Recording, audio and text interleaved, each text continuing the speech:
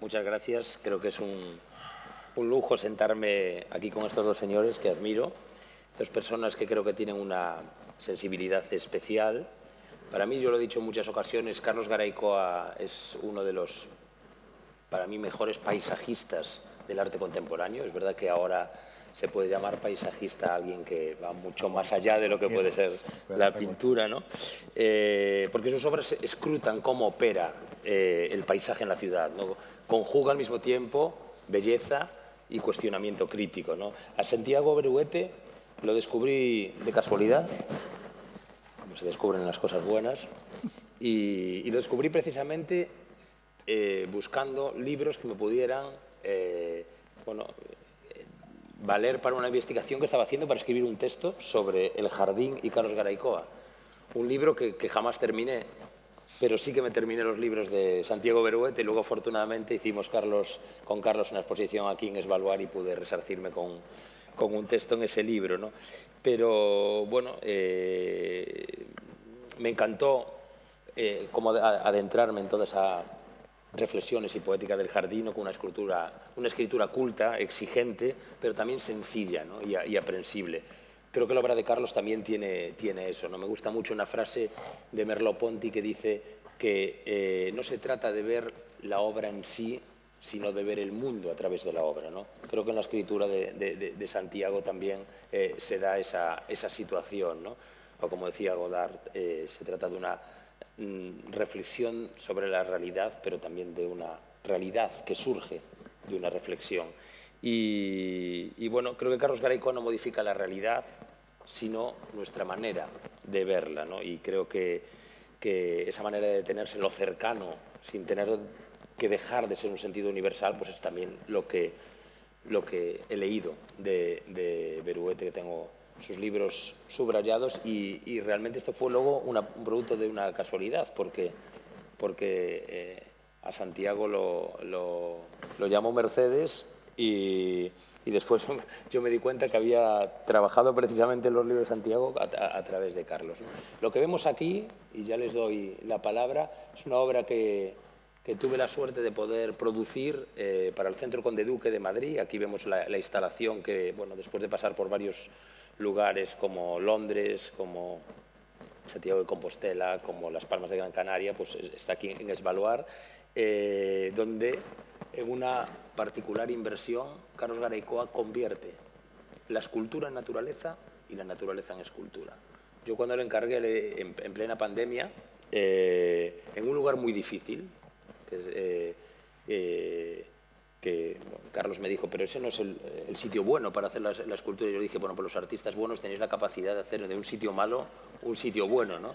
Y Carlos lo consiguió y yendo para su casa, en plena eso, justo salíamos de los primeros respiros que se podían dar de la pandemia, fue dándose cuenta y percibiendo esta arquitectura mutilada, ¿no?, que hay en las ciudades y que acaban siendo ceniceros urbanos, y generó esta línea rota de horizonte donde esta especie de cementerio natural florece un árbol que en este caso es exactamente igual que un árbol real, pero es un árbol de bronce, ¿no? Y que genera esa esperanza y siempre esa idea de jardín que luego veremos que está también en Santiago, en muchos de los pensamientos, pues creo que es también un poco la esperanza que queremos hacer cuando reunimos a toda esta gente para pensar, ¿no? Nada más por mi parte, luego haré algunas preguntas, si da tiempo, y damos la palabra a Carlos para que nos cuente su trabajo y esa relación que tiene con el jardín también. Sí, había pedido unas imágenes. Sí. Sí.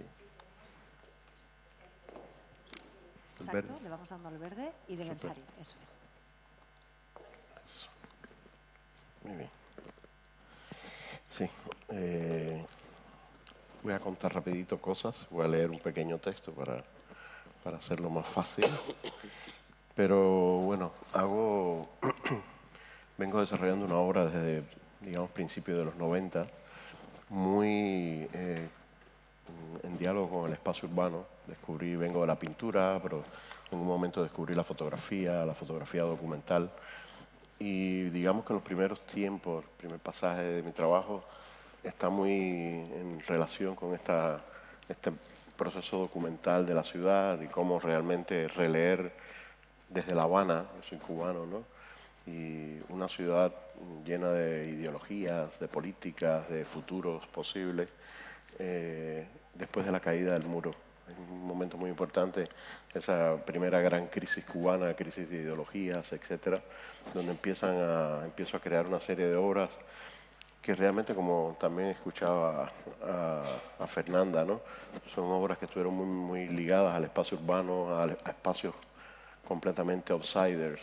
En una época estuve prácticamente trabajando en la ciudad directamente como un grafitero casi, sin exponer en galerías o museos.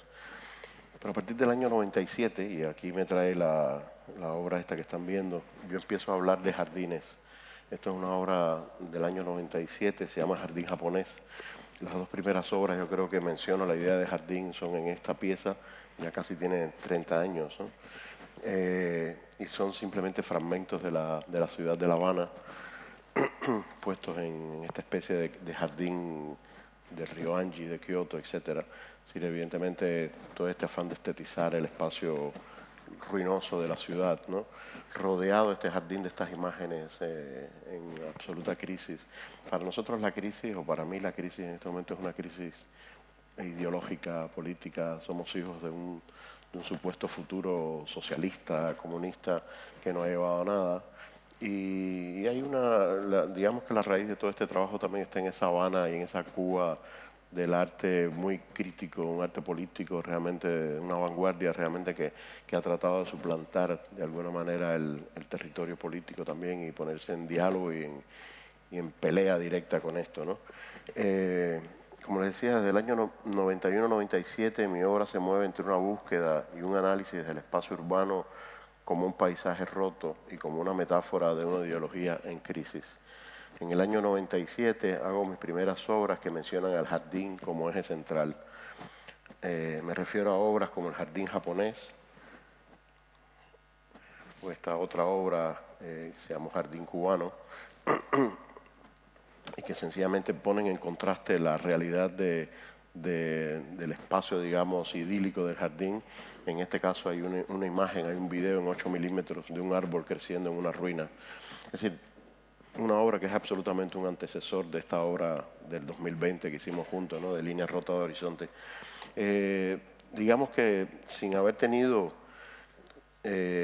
aunque estas obras no son estrictamente, no tienen un debate ecológico estricto, cuestionan los ecosistemas políticos e ideológicos desde los que podríamos llamar una ecología de las ciudades.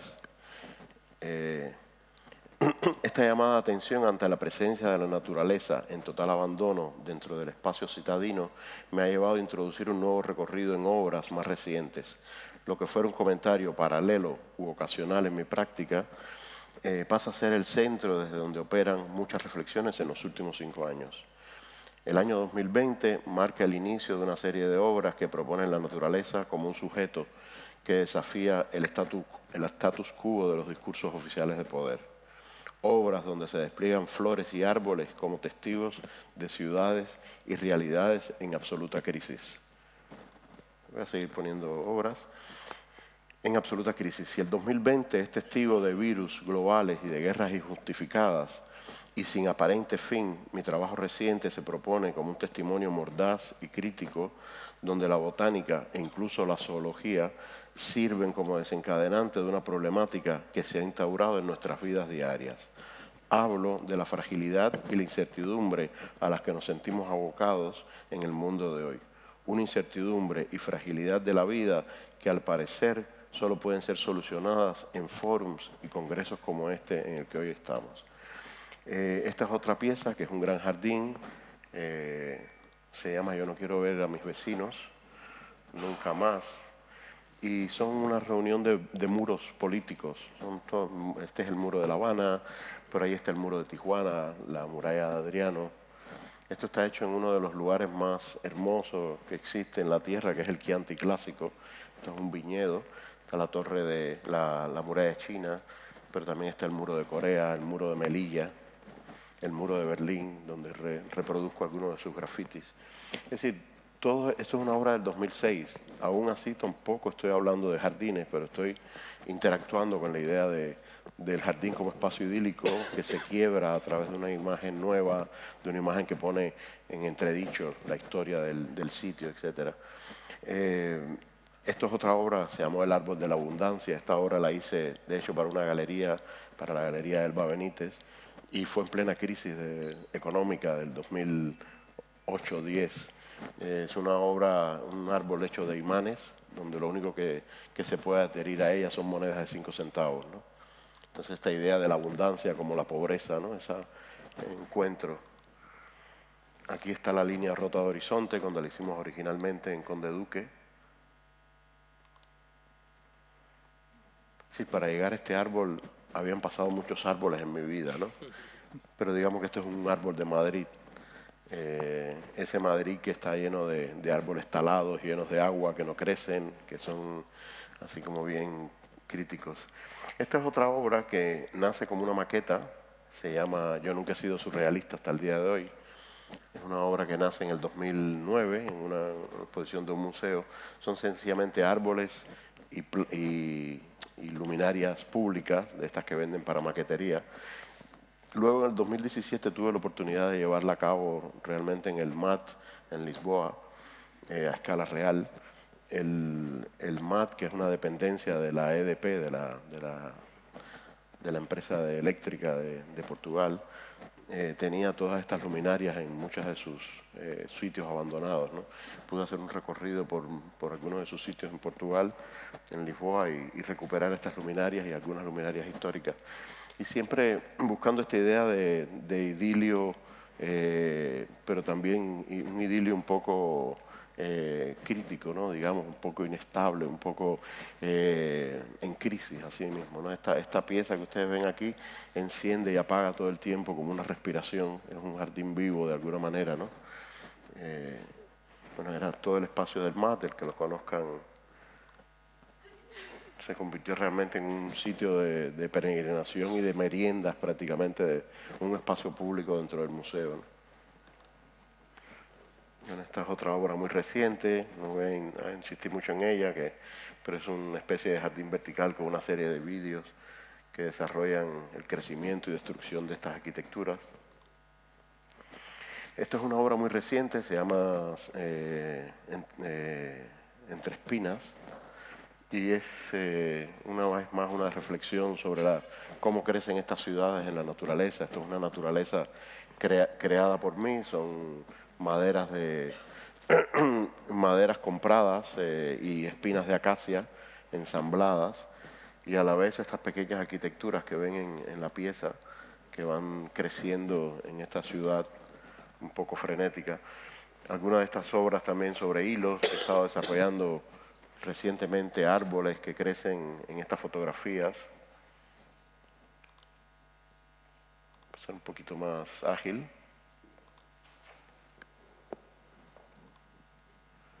Bueno, esta es una serie de piezas sobre Colombia también, de un sitio real que sufrió una crisis muy grande. Tengo una sola obra acá en la serie, pero que bueno, también trata de hablar del cuerpo, de la arquitectura, Y esta es una serie nueva de pinturas que estoy haciendo, estoy regresando a la pintura, son fotografías impresas sobre madera, con estas imágenes de la ciudad donde están siendo atacadas o digamos devoradas por plantas carnívoras, a veces plantas,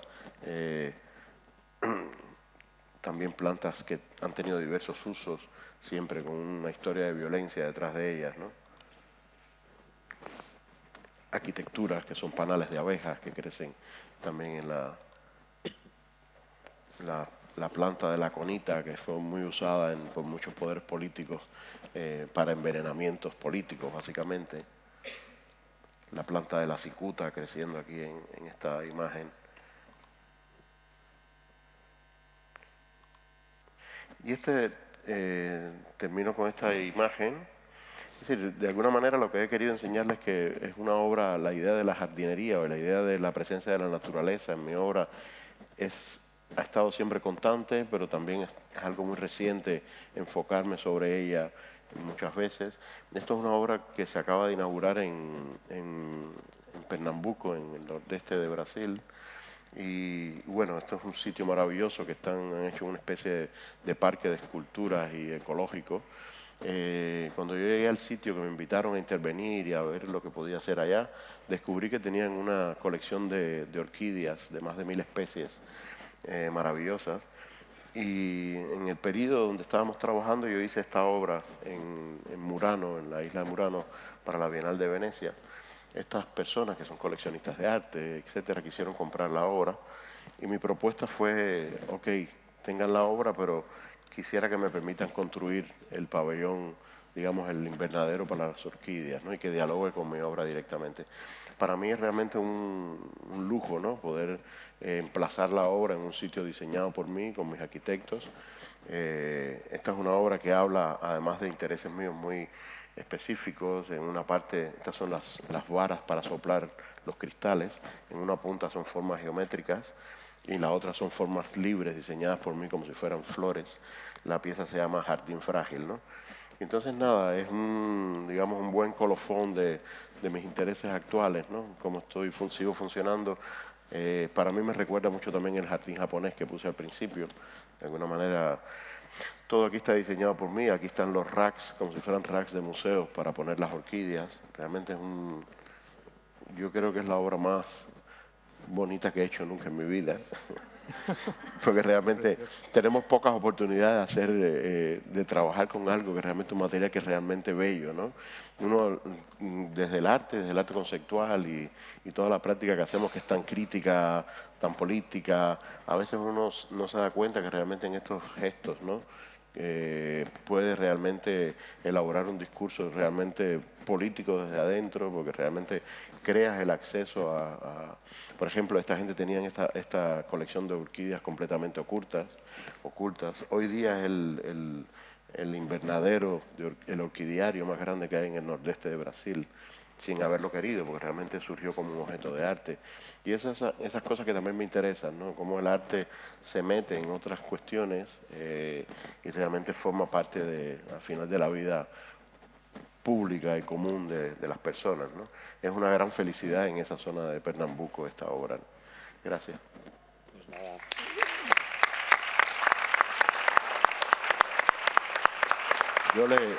Yo le pedí a Santiago que me dejara hablar a mí, porque él realmente, sus tesis sobre los jardines son tan maravillosas que después mis obras iban a parecer ilustraciones suyas. Entonces, prefiero que él le dé cuerpo a todo mi pensamiento. Bueno, yo voy a poner palabras a tus obras, Carlos, porque has empezado hablando del jardín japonés, has acabado hablando de un orquidiario invernadero maravilloso y realmente ha sido un recorrido por toda la cultura jardinera, ¿no? Claro. Has puesto de evidencia una cosa que voy a intentar ilustrar aquí, que es que hablando de plantas, hablando de jardines, hablando de naturaleza, son una herramienta política, puede ser una manera de abordar temas y cuestiones que de otra manera no serían tan fáciles, ¿no? Entonces, yo he planteado esto un poco una especie de discurso sobre el epígrafe que aparece en la charla, ¿no? Que el jardín como una creación cultural y urbana, ¿no? Desde una perspectiva un poquito antropológica. No me voy a enrollar mucho. Antes estábamos hablando, Carlos y yo, de un artista paisajista que desborda la categoría de artista y de paisajista, que es Roberto Burle Marx, ¿no? Uno de los grandes paisajistas brasileños, y me gustaría empezar con una frase suya que sirva de hilo conductor un poco y de tránsito entre... ¿Oís bien? Los jardines devuelven a las personas el verde que la ciudad les robó. Esta es una frase que él dijo, Roberto Burle Marx, en una entrevista, ¿no? Me parece que es un buen leitmotiv, un buen hilo conductor, ¿no? Los jardines devuelven a las personas el verde que la ciudad les robó. Esto conviene recordar que el jardín es un invento de la ciudad, algo que nos resulta contraintuitivo y muchas veces choca con nuestros prejuicios, nuestras presuposiciones, ¿no? La historia del jardín se desarrolla en paralelo con la del Estado. Está asociada a la revolución agraria, a la revolución neolítica, que condujo a la domesticación de animales y plantas, ¿no? Hace cientos, a veces miles de años, en diferentes áreas del planeta, en esos deltas y diríamos, riberas fértiles de los grandes ríos del mundo. Estoy pensando en el Nilo, en el Tigris, en el Éufrates, pero también en el Indo, en el río Amarillo y en las riberas de los lagos de Mesoamérica. Allí, en estos lugares, junto a la historia, junto a la organización social, junto al alfabeto, junto a la desigualdad social, fruto de la acumulación de excedentes agropecuarios, surgieron también los primeros jardines de recreo y parques reales de caza, o cotos reales de caza. Con frecuencia nos olvidamos que durante el 99% del tiempo que ha habitado nuestra especie en el planeta hemos sido cazadores-recolectores nómadas y que solo últimamente, en los últimos 10.000 años, nos hemos convertido en urbanícolas sedentarios. En apenas 20.000 generaciones hemos pasado pues, de la bifaz al smartphone, de tripular naves espaciales a vivir, de vivir en cuevas a tripular naves espaciales, de forrajear en la sabana a cultivar jardines. Todo esto, para que tengáis esa línea cronológica, hasta que en el año 2005, apenas hace 20 años, atravesamos una frontera, la humanidad atravesó una frontera invisible, ¿no? Por primera vez en nuestra historia había más personas viviendo en las ciudades que las que habitaban en el campo.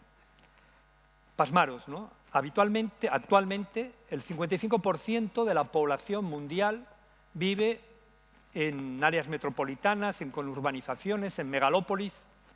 Este proceso cada vez más acelerado de concentración urbana ha ido desarrollándose a corrido parejo al de renaturalización de las áreas metropolitanas. Estas, lo vemos por todos los lados, en cualquier ciudad del mundo occidental, habría que precisar, en la medida de sus presupuestos, en la medida de sus posibilidades, crea jardines, parques, todo tipo de infraestructuras verdes, orientadas a mejorar la calidad ambiental y social de las sociedades, ¿no? Y si hemos de creer al Observatorio de las Naciones Unidas, al Observatorio de la Población de las Naciones Unidas, en 25 años, allá por el año 2050, el 70% de los terrícolas se habrán convertido en urbanitas. Con este panorama, ante esta panorámica, cuanto más superpoblado está el mundo, cuanto mayor es la concentración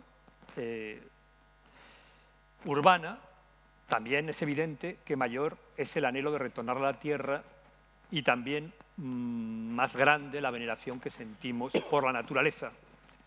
Estoy ahora recordándome, están poniendo las imágenes, creía que iban a ir automáticas, las voy a ir pasando, algunas que ilustran un poco, no voy a hacer referencia a ellas, ¿no?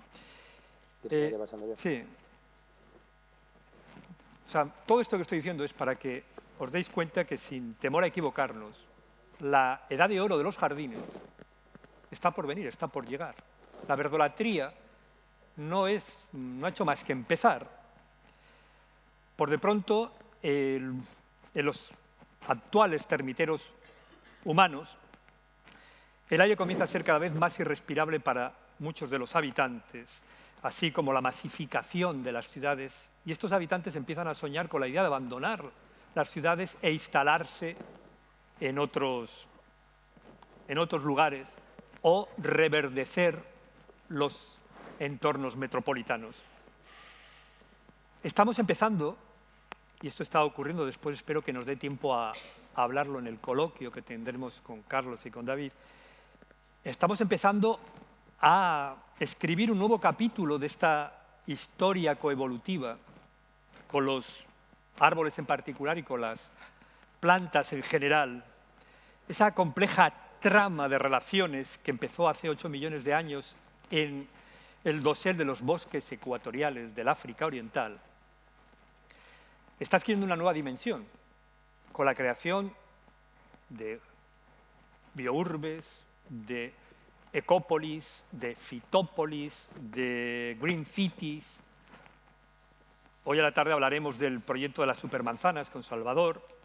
Es decir, estos procesos, llamémoslo como llamemos a todos estos proyectos de renaturalización, la idea de una ciudad hecha jardín materializa el sueño de retornar a nuestros orígenes. Venimos de esos bosques ecuatoriales, somos criaturas provenientes de los árboles, pero sin renunciar a la idea, al ideal de progreso.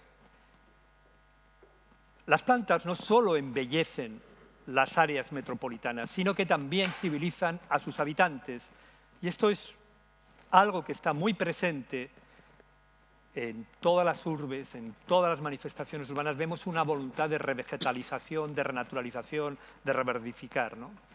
Todos y cada uno de nosotros estamos inmersos en un experimento medioambiental a escala planetaria. Como os venimos hablando, unos y otros han estado hablando aquí a lo largo de la mañana, no podemos decir que no estamos avisados. Llevamos décadas hablando pues, de la huella de carbono, de la concentración de partículas en la atmósfera de carbono, del efecto invernadero, etcétera, etcétera, etcétera. Una serie de indicadores que permiten vislumbrar el sombrío futuro que nos aguarda de seguir así las cosas. ¿A qué esperamos para reaccionar antes de que la situación empeore? ¿Por qué seguimos tomando iniciativas cosméticas y comportándonos con imprudente temeridad? ¿Cómo es posible que hayamos cambiado la biosfera de forma irreparable y no seamos capaces de transformar nuestra propia conciencia? ¿Semejante parálisis obedece a la apatía o el escepticismo o a la falta de fe en el progreso? Nuestra civilización, o así lo pienso yo, corre el riesgo de colapsar porque los mitos que la sustentan ya no resultan creíbles. Han perdido su poder de fascinación. Ahí en una de estas láminas que saldrá, una de estas ilustraciones, saldrán algunas de las portadas, si no han salido ya, que no me he fijado, de las revistas de medio mundo que se hacen eco de la catástrofe climática, de la crisis climática. Para decirlo de una manera muy elocuente y sencilla, ¿no? La industriosa raza humana lleva toda su vida, toda su historia, falseando la contabilidad del progreso, al no incluir en el balance los costes ecológicos de sus actividades. El crecimiento se ha financiado con el capital natural que no consta en la factura de la civilización. Lo que hacemos a la Tierra, a las imágenes me remito, nos lo hacemos a nosotros mismos porque somos naturaleza, pero también su mayor amenaza. A las sociedades mal llamadas o supuestamente avanzadas nos fascina lo verde, pero participamos activamente en su destrucción. Sabemos en nuestro interior que no podemos seguir creciendo de manera ilimitada, pero no estamos dispuestos a vivir por debajo de nuestras posibilidades. Somos conscientes de que no somos los dueños del planeta, pero así y todo continuamos consumiendo más recursos de los que debiéramos. Progreso, desde esta perspectiva, es un concepto vacío de significado. Sí supone profanar a la Tierra en su nombre. O dicho de otra manera, o sea, una civilización es tanto más avanzada cuanto menos degrada la biosfera. De que sepamos conciliar el progreso material con el espiritual y el desarrollo del bienestar humano con la protección de los otros vivientes, dependerá de que seamos la última generación que viva mejor que sus padres o la primera en alumbrar un mundo sostenible. Solo una cultura que se desmarque, que se desprenda de los imperativos de la eficiencia, de la productividad, del máximo beneficio a cualquier coste, podrá desbrozar esa senda en el medio de esta selva de intereses creados hacia un futuro prometedor y desviar el rumbo suicida al que parece seguir nuestra civilización tecnocapitalista. Esa es, desde mi punto de vista, nuestro supremo reto, el desafío de nuestra época. Bien, entonces podríamos decir, bueno, y entonces, ¿por qué?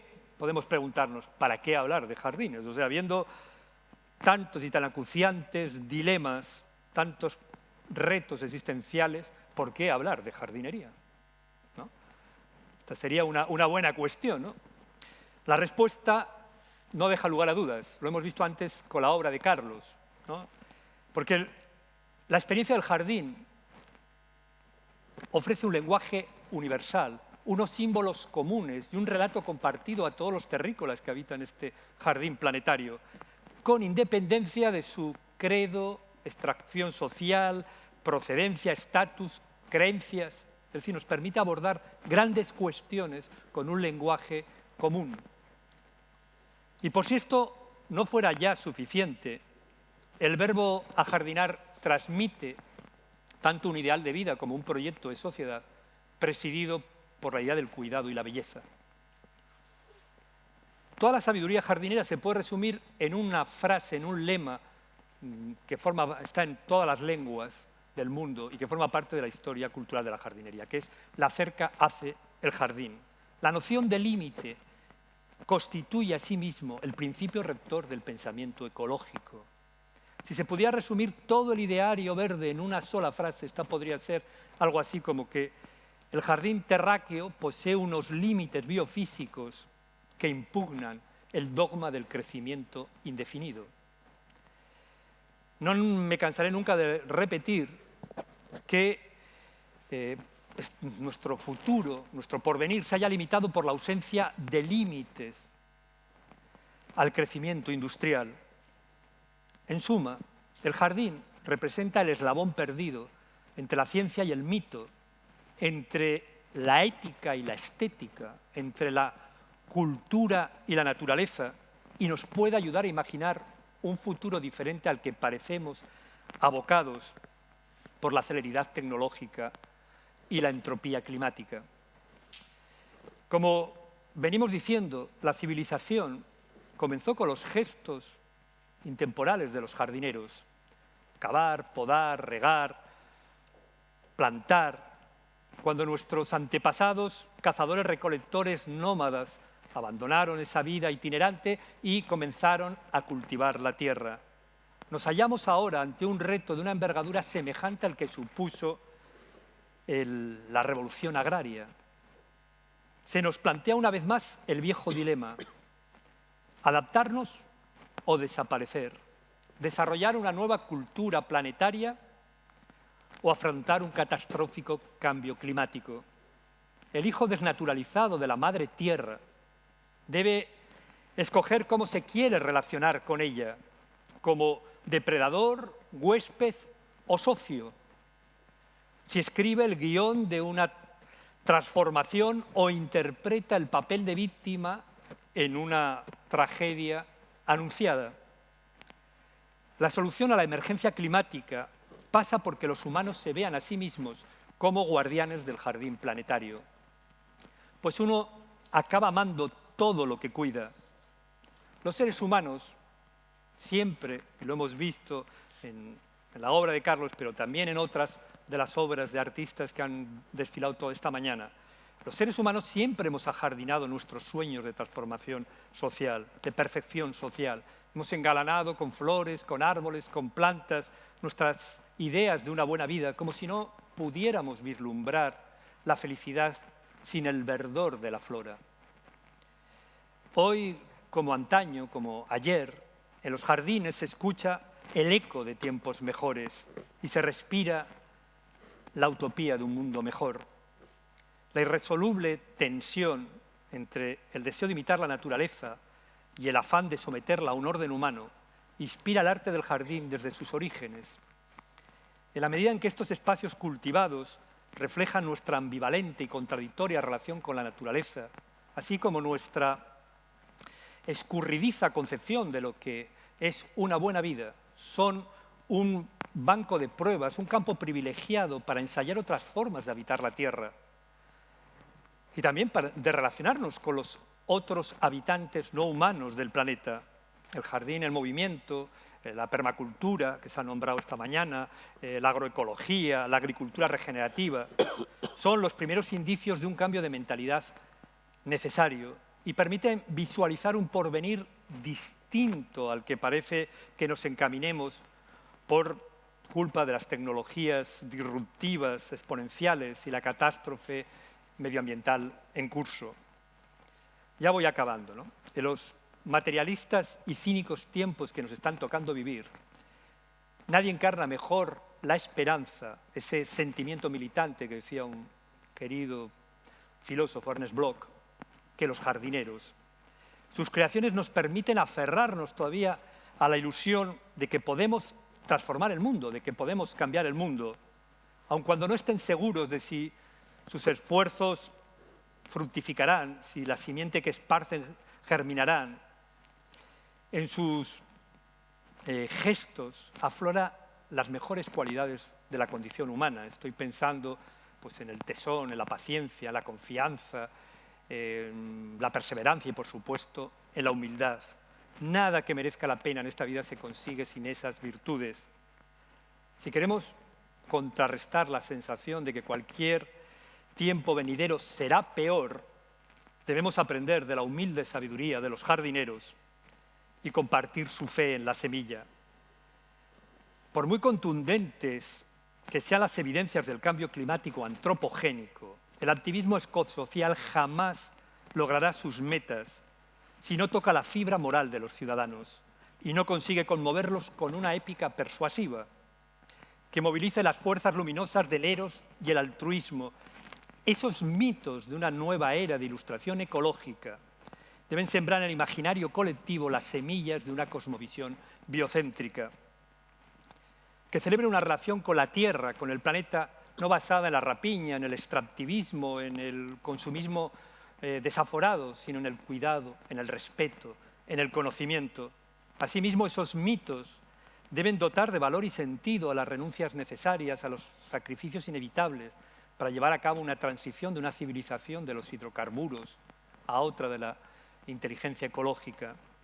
A este propósito desempeñan un papel decisivo el arte, que es uno de los conceptos que está en el pórtico que preside este congreso. Arte, cultura y naturaleza. No son las buenas razones ni los malos datos los que nos mueven a actuar, sino las emociones. De ahí la importancia de las disciplinas artísticas, las únicas capaces de realizar una fotosintaxis, me van a permitir el neologismo, para convertir imágenes, símbolos, palabras en emociones convocantes, en hechos significativos a la hora de poner freno a la degradación de la biosfera. Ya voy acabando. Cada vez resulta más difícil imaginar un futuro sin visualizar escenarios de pesadilla. La distopía, lo sabéis muy bien, ha colonizado nuestro imaginario colectivo y ha secuestrado la esperanza.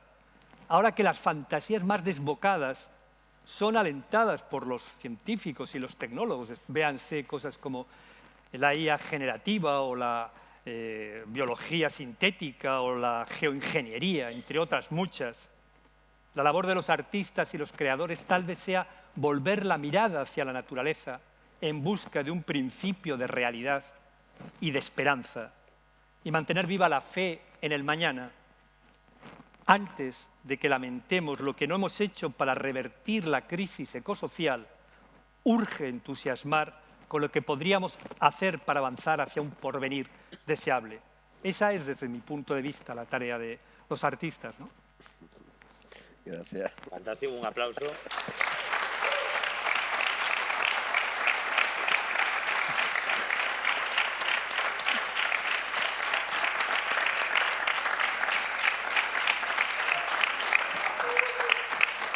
Bueno, estamos muy mal de tiempo, pero ha merecido la pena. Y una cuestión, porque hablamos de cómo queremos, ¿no? Y cómo deseamos que pueda ser ese futuro del jardín, por ejemplo, ¿no? Pero ¿cómo creéis que será? La pregunta es, una cosa es cómo debiera ser y otra es cómo creéis vosotros, que habéis trabajado también esos otros, de una manera teórica y formalmente plástica también, esos otros jardines, ¿no? Esos que nacen de las malas hierbas, esos jardines involuntarios o salvajes que pueden nacer en la ciudad. Es decir, ¿cómo creéis que será el jardín del futuro? No cómo pensáis que debiera ser. Bueno, a mí me viene, cuando te oigo hablar esto, me viene el tercer paisaje de Gilles Clément, ¿no? El gran paisajista y para mí también un gran filósofo, ¿no? Y creo que lo ilustra la obra de Carlos, es decir, es esos jardines que salen fuera de los márgenes establecidos, que prosperan en los lugares menos esperados, que se salen de los espacios, de esas tierras, diríamos, de nadie, sin urbanizar y sin edificar, que escapan del control, ¿no? Yo, a un nivel pragmático, diría que lo que hay que hacer es revegetalizar, renaturalizar las ciudades. A un nivel ético, diría que lo que hay que es asilvestrarse, metafórica y literalmente. Es decir, no solo volver la mirada hacia la naturaleza en busca de sentido, consuelo e inspiración, sino también de una manera de vivir, como tú has dicho, las mal llamadas malas hierbas, esas malezas buenazas, ¿no? En realidad nos dan una lección ética, ¿no? De adaptación sin rendirse al conformismo, ¿no? Las malas hierbas son un prodigio de adaptación y supervivencia, de resistencia, de insumisión, ¿no? Entonces, bueno, conciliar la renaturalización urbana con el asilvestramiento ético y con una disposición, diríamos, a explorar fuera de los contextos establecidos es lo que yo propondría, ¿no? Ética, política y estética, ¿no? Carlos. No se llame. Difícil hablar después de este señor, ¿no? Pero bueno, realmente para mí ha sido una herramienta. Yo siempre veo el arte, para mí son experiencias muy puntuales a través de las cuales puedo darme respuestas y buscar un espejo, digamos, a la sociedad, si se quiere pensar, viniendo de una estructura o de un sistema muy crítico, muy politizado, muy marginado, muchas de estas cuestiones. De todos modos, viviendo en Europa, el tiempo que llevo, no deja de sorprenderme también digamos, el descuido, digamos, la poca atención que se tiene sobre el tema del verde en la ciudad, que aparentemente es algo que todos tenemos muy en cuenta. No sé, yo pienso que digamos que la arquitectura hoy día está siendo mucho más consciente de lo que era hace un tiempo, ¿no? Se está teniendo más en cuenta cuestiones ecológicas para poder dialogar desde ahí, etcétera. Pero yo pienso que para mí va a seguir siendo, por el momento, una herramienta de resistencia, porque yo pienso que el futuro de las ciudades, por muy bien que lo querramos ver o mucho que lo hemos pensado cómo deben ser, realmente tenemos que darnos la respuesta de lo que realmente son y lo que realmente está pasando frente a nosotros, ¿no? Digamos, enfrentados, yo siempre pienso de la manera más dramática, ¿no? Pero enfrentado a autoritarismos increíbles, a crisis de guerras impensables hace un tiempo atrás. Es decir, realmente no sé hacia dónde puede llevar. Es decir, no nos queda más que nada un pensamiento, nos asilvestramos o lo usamos como herramienta de crítica, ¿no? Yo sigo pensando que mirar el paisaje, mirar el jardín como un refugio, pero un refugio donde se reflexiona, pero a la vez donde se pone en tensión estas cuestiones críticas de la sociedad es muy importante. Sí. ¿Notas mucha diferencia entre Europa, tú que tienes la fortuna de tener un pie en Europa y otro en Cuba o en las Américas, la diferencia de la relación con la naturaleza? Yo pienso que, digamos que, por ejemplo, un ejemplo tan cercano como el mío, como Cuba o incluso como Brasil, sí, que también estaba muy presente allí, sí tienen la posibilidad de haber tenido menos incidencia tal vez sobre su territorio, aunque Brasil es un sitio bastante sufrido hoy día, sabemos. Pero, es decir, en Cuba todavía está todo por hacer, digamos, porque realmente es un país parado en el tiempo, ciudades paradas en el tiempo. Sin embargo, en Europa yo veo la dinámica del exceso de construcción y digamos, el valor, el precio real del metro cuadrado, que es lo que está abocando al mundo a donde estamos, ¿no? Yo pienso que hay el hipercapitalismo que estamos viviendo, antes hablábamos, ¿no? De cualquier cosa, el exceso y la necesidad supuestamente de consumir. No nos da tiempo a mirar el jardín como una pequeña planta en la casa, un bonsái que riegas, ¿no? De ahí yo pienso que fueron las primeras veces que yo me acerqué a la idea de jardín, porque yo pienso que es un supuestamente idilio, un espacio idílico, como tú mismo mencionas, pero realmente puede tener dentro de sí todas las armas para deconstruir la realidad que te rodea, ese entorno, ese contexto, ¿no? Yo pienso que cada vez más importante pensar en el verde de la ciudad, pero de una manera muy fuerte. Realmente habría que hacer esto de una manera macro, ¿no? No seguir pensando en que hacemos el edificio y tenemos el jardincito afuera, y ahí es donde vamos, ¿no? Cuando ves también ciudades que han crecido con la locura de una China que yo la vi desde un 2005, 6, 7 a lo que es hoy día. Es decir, en fin, no sé, yo pienso que realmente sigo pensando, yo no pienso como un ecologista, pienso como un artista atrincherado casi en las ideas, ¿no? Y cómo realmente la idea de paisaje, además, que es una idea tan presente en la historia del arte, puede ser subvertida hoy día y puede ser utilizada nuevamente, no desde el idilio de la contemplación, sino desde una práctica más militante, si se quiere, ¿no? Bueno, pues como lo que vemos, decíais antes que veíamos verde enfrente, lo que desde hace tiempo vemos son números rojos, ¿no?